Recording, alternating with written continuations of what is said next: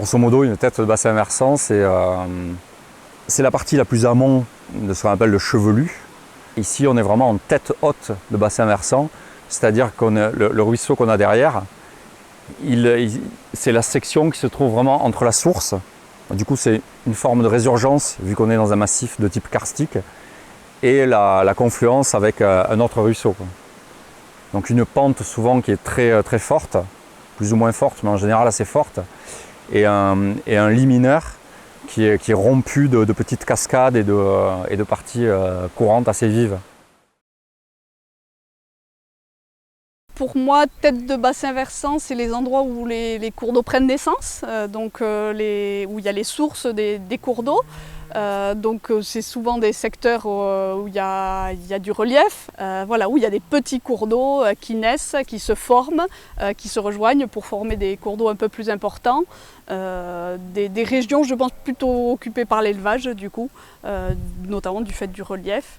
La présence de zones humides également, et des cours d'eau du coup plutôt de bonne qualité, avec des eaux assez fraîches, qui abritent des espèces remarquables. C'est vraiment l'origine des rivières.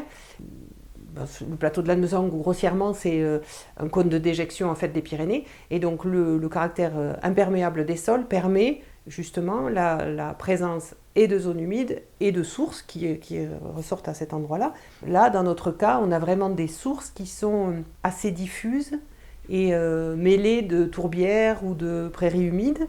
Et donc on n'a pas une sortie brutale avec... le cours d'eau, on a une espèce d'entre-deux d'eau et de milieux qui sont très humides.